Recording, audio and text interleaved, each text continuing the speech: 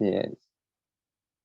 Okay, Brother Albert, this is your time for the Jehovah Witness, right? Wow, thank you. Wow, thank you for the opportunity. I'm Albert from Uganda. My paper is on understanding and reaching out to the Jehovah Witnesses. Mm.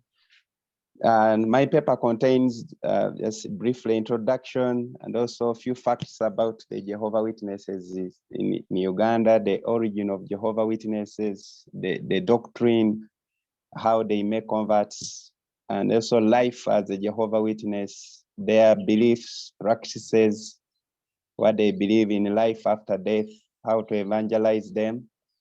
And also I've included some biblical proofs to their false doctrines, and then also the conclusion. So because of time, I may not dwell much on some of these things. I'll just speak out a few.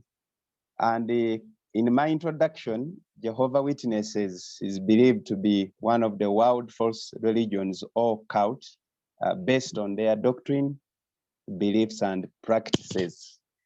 I picked interest in Jehovah Witnesses because their kingdom hall is about 250 meters from our church. Actually, their signpost is in front of our church, and several times many people thought that our church was their kingdom hall. So I've been interacting with them in the community. That's why I picked interest.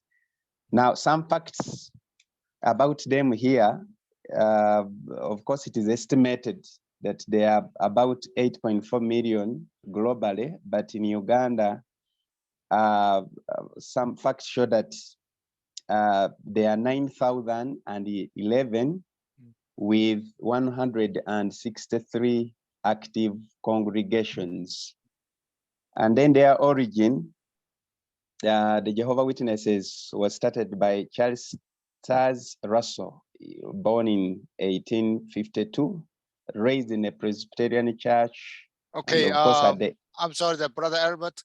Let's get into your strategy, how to evangelize this Jehovah Witness in Uganda. We know that the story already, we covered that. You don't have to repeat.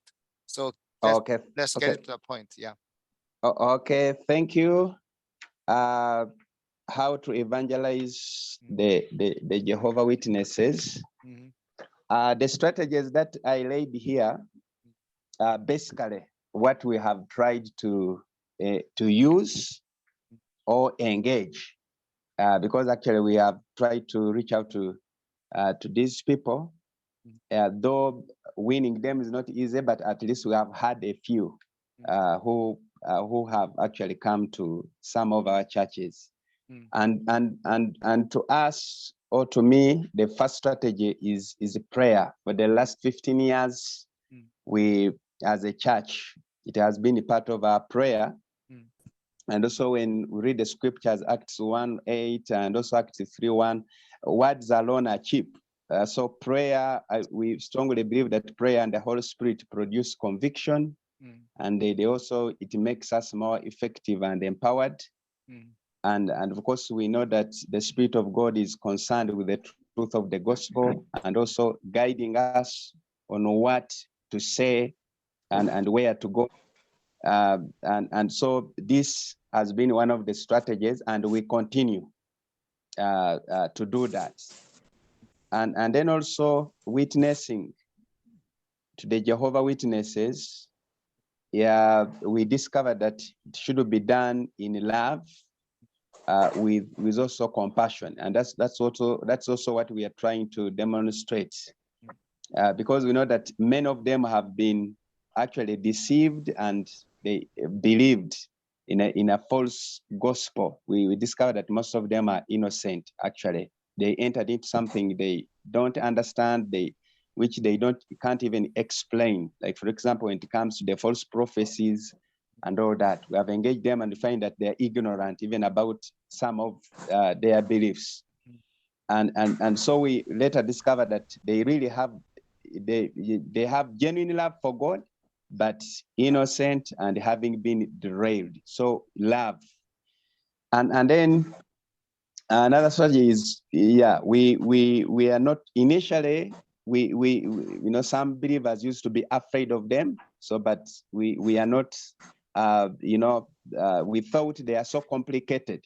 But when you draw near to them, you find that, you can easily engage them and then share the gospel, and also share your testimony with them. And then you also have time to discuss spiritual matters, because they as well come into homes. And then another strategy is also, which we have on the ground actually, which I've also found out to be effective, is while sharing with them, you try to avoid arguments. Yeah, because arguments sometimes they lead to diversion. Yeah, so when you discover that maybe they are not prepared, so maybe they're better to stop the conversation. Yeah, so that is also another strategy which you have found. This actually, some of these people have come to my home personally. Initially, they used to come and find our help at home, and then so she told us, and then we purposed it with my wife, so we could wait for them, especially on the appointed days. There are days when they are coming, we would wait for them.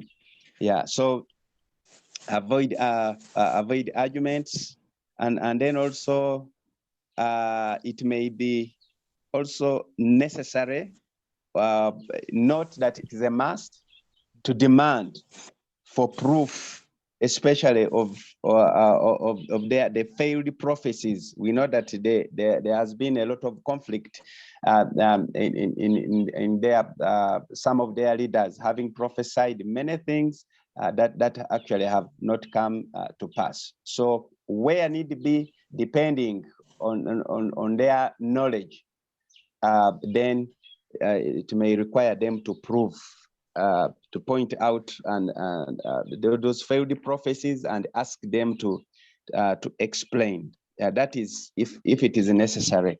And then another strategy, we also discovered that it requires to teach the church, especially teach the church doctrine. The church should master the doctrine. Yeah, because when you reach out, so that you will be able to actually explain to them the Bible, but from informed point of view. So we have also discovered that teaching is very important, because in their kingdom halls, actually, they teach them a lot about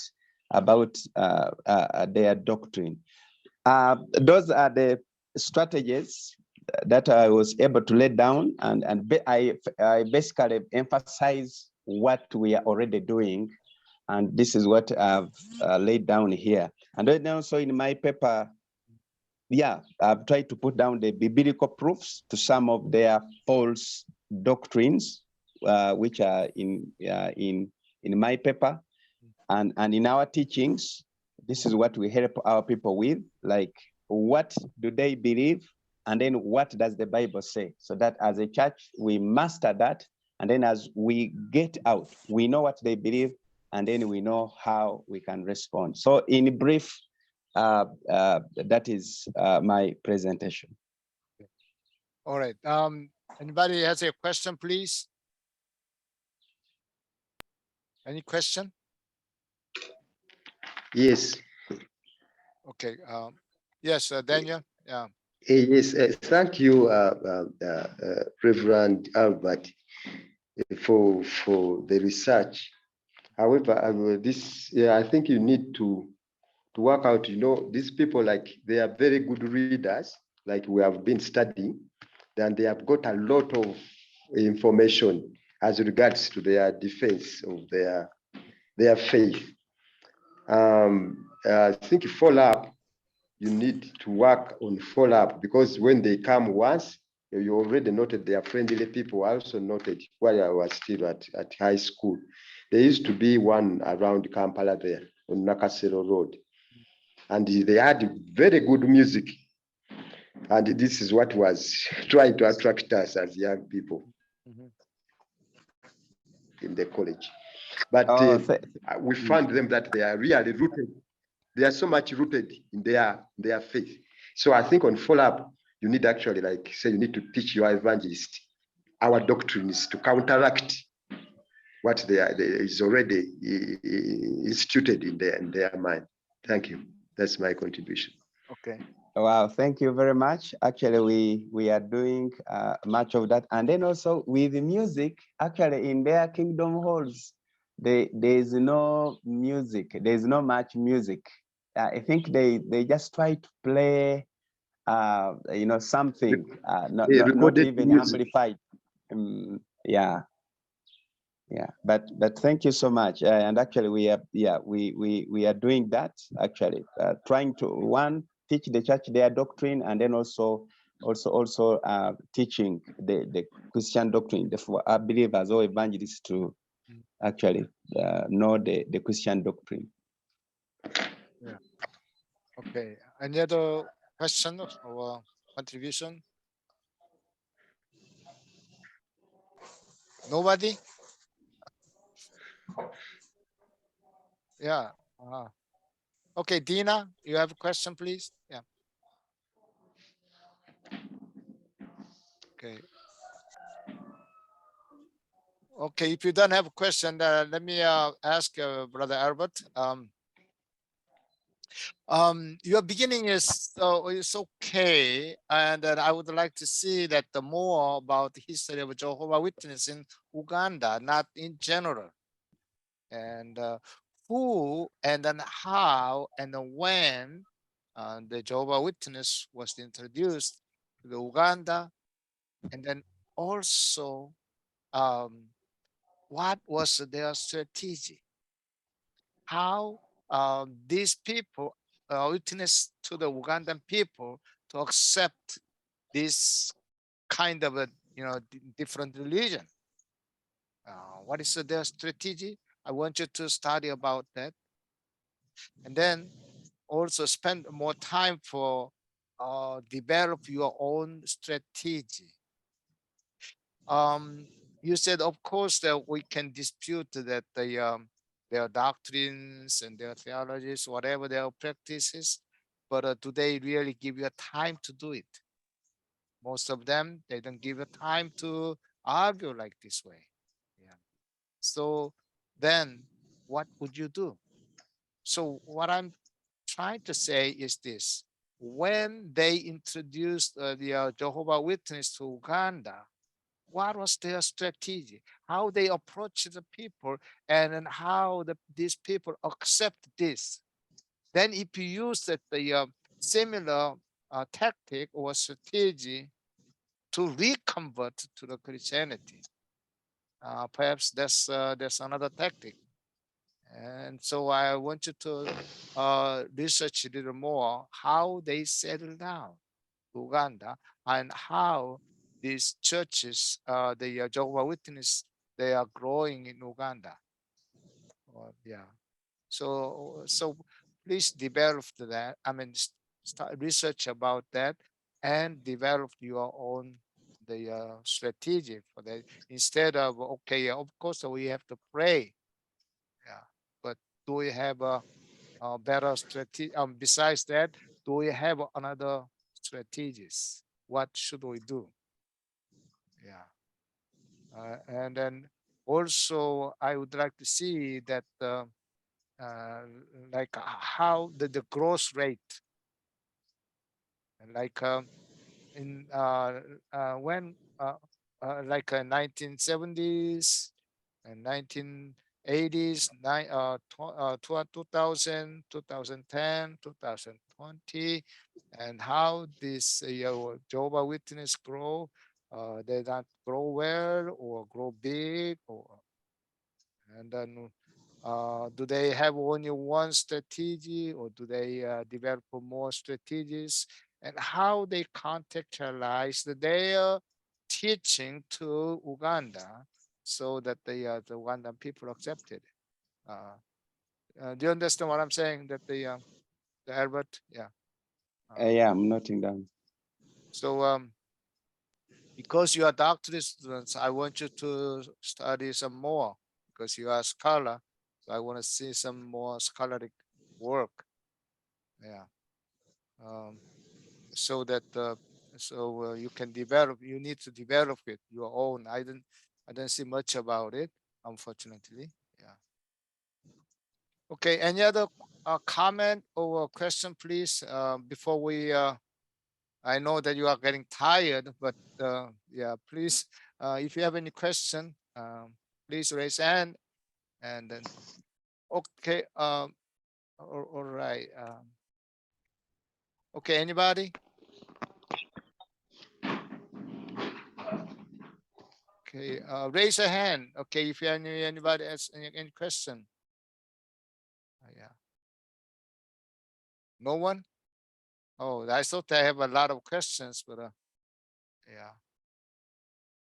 Okay, I think that everybody's getting tired, so maybe brother Albert, thank you for your work. But however, I want you to develop that your strategy more, and then do you understand? I'm going to write. I give a comment, and then please rewrite it and then submit again. Okay. Okay. Thank you. Yeah. Okay. That's a Simon. Yeah. Okay. Anybody have any question? This is the last time I'll ask you again. Yeah. Probably everybody got tired. So okay. Then Brother Pong Keng, today you are very quiet today. I hope you're okay. Dr. Kim, I'm okay. Just a little bit dizziness. Oh, you still have